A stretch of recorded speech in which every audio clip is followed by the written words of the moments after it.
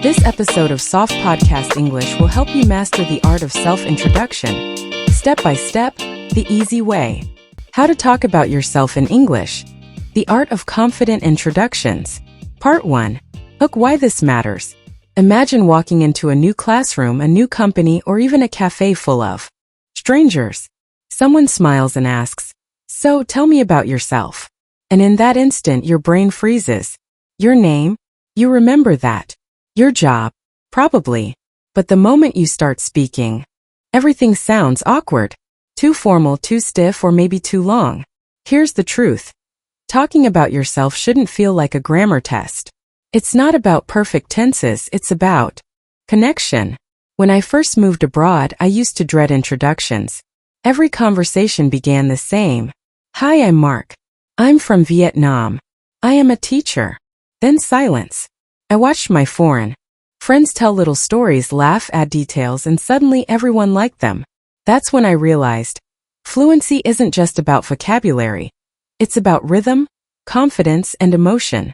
In this episode, we're going to break that wall together.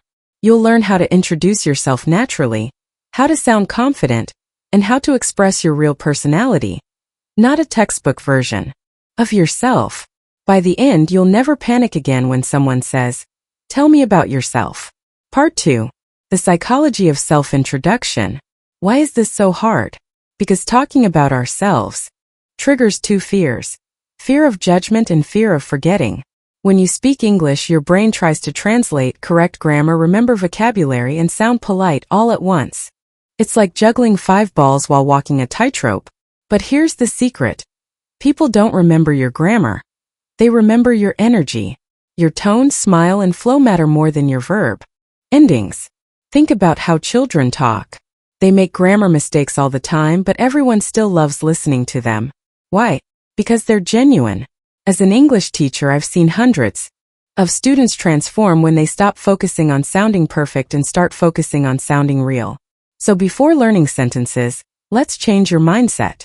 When someone says, "Tell me about yourself," they're not asking for your biography. They're asking, "Who are you as a person? What excites you? Can I connect with you?" It's an invitation, not an interrogation. If you treat it like a test, you'll sound cold. If you treat it like a chance to connect, you'll shine. That's why your introduction should never be memorized word for word. It should be alive, flexible, and real, just like you. Part 3. The 4 golden keys. I call this framework the 4 golden keys to introducing yourself naturally in English. Name your first impression. Always start simple and clear. "Hi, I'm Anna." Or "Hey, my name's Min." Then add something that feels human. "Hi, I'm Anna, but my friends call me Annie." That one extra line instantly makes your name more memorable. Background. Where you're from, and how to make it interesting. Instead of only saying, "I'm from Japan," try adding flavor.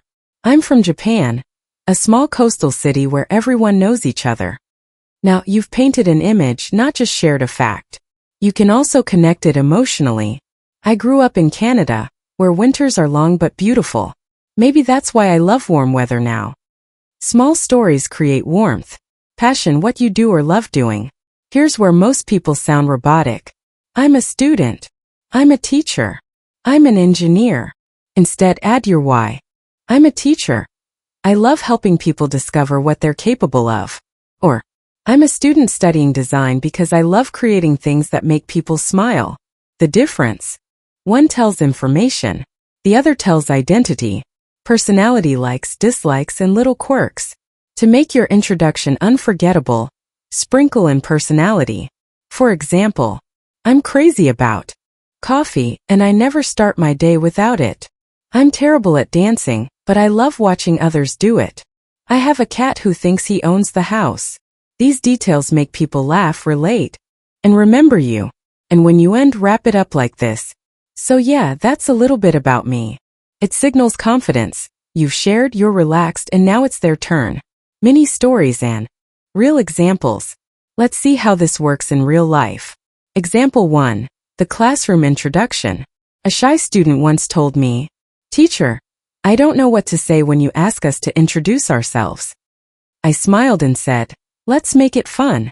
Pretend you're on a friendly talk show. She said, "Okay. Hi, I'm Hannah. I'm from Korea. I like drawing." I nodded. Great start. But let's make it feel like a story. So she tried again. "Hi, I'm Hannah from Seoul. I love drawing because it helps me relax after school. Sometimes I lose track of time and draw until midnight." Suddenly, the class leaned in. Why? Because now she wasn't listing facts, she was painting feelings. That's what makes an introduction memorable. Example 2. The job interview. At a job interview, people often freeze. "I am hardworking. I am responsible." Sounds polite but lifeless. A better way? "Hi, I'm Lucas. I'm originally from Brazil. I've always loved solving problems, so engineering felt natural to me. Outside work, I'm usually hiking or fixing old radios. I love understanding how things work." Now the interviewer sees personality, passion, and values. Example 3. The friendship moment. When you meet someone casually, simplicity wins. "Hey, I'm Mia. I'm new here. I love discovering coffee shops. Any recommendations?" See, you've introduced yourself and started a conversation. That's the golden rule. Don't end your introduction, open a door. Cultural story. How introductions differ. In Western cultures, people often share hobbies and fun facts early.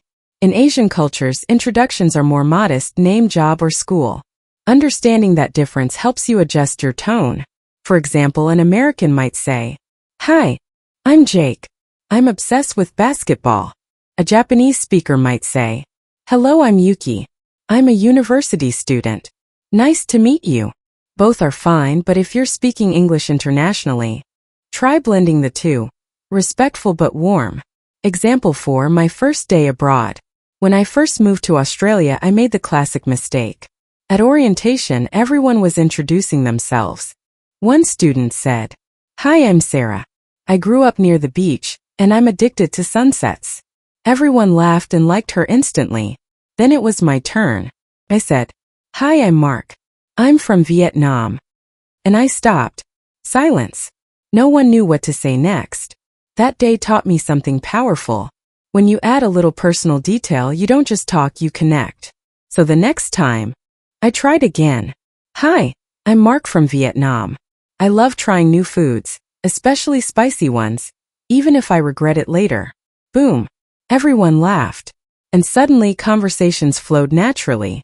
Story reflection. Every introduction is a chance to give people a small window into your world. You don't have to reveal everything, just something real. That's how language becomes alive. Part 5. Building vocabulary and fluency. Let's go practical. Here are some sentence patterns you can use. Basic structure. "Hi, my name is. I'm from. I live in with my family. I work as a. I study. In my free time I love. One fun fact about me is." Now let's make them sound natural. Instead of, "I like to read books," say, "I'm a huge fan of mystery novels I can read for hours without noticing time." Instead of, "I live in a small town," say, "I live in a quiet town where everyone knows each other. It's peaceful but sometimes too peaceful."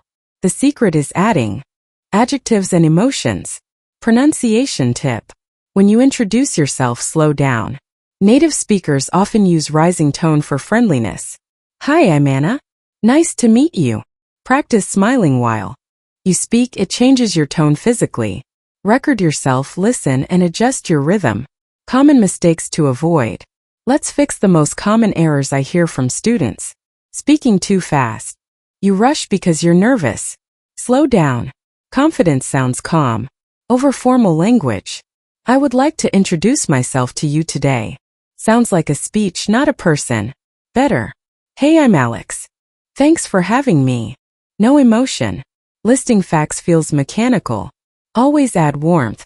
"I'm from Spain, and yes, I miss the sunshine every day." Forgetting to smile. Language is sound, but communication is also energy. Comparing yourself. You don't need perfect English to make a perfect impression. You just need authenticity. Part 7. From words to confidence. Confidence doesn't come from grammar books, it comes from repetition and emotion. Here's what I tell my students. Practice your introduction until it feels like a song. Not memorized, but rhythmic. Try saying it while walking, cooking, or brushing your teeth. The more you say it, the less you think, and the more natural it becomes. Also, remember your body language. Stand tall. Make eye contact. Even if your words are simple, your presence speaks volumes. And don't forget to ask back. Nice to meet you. What about you? That's how conversations grow. I've watched shy learners blossom into confident communicators just by mastering this one skill. Part 8. Closing reflection. Your story matters. At the end of every class, I ask my students one question.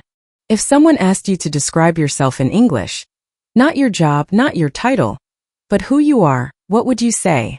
Most of them pause. And that's beautiful because self-discovery begins there. Learning English isn't just about speaking another language. It's about learning how to see yourself differently, how to express your world with new words. So the next time someone says, "Tell me about yourself," don't worry about perfect grammar. Tell them your name, where you're from, what you love, and something small that makes you you. Because the best English conversation doesn't sound perfect. It sounds alive. So go ahead, introduce yourself to the world. You never know whose life your story might touch. Thank you for spending your time with SoftPodcast English. I hope today's lesson helped you take one more step toward fluency.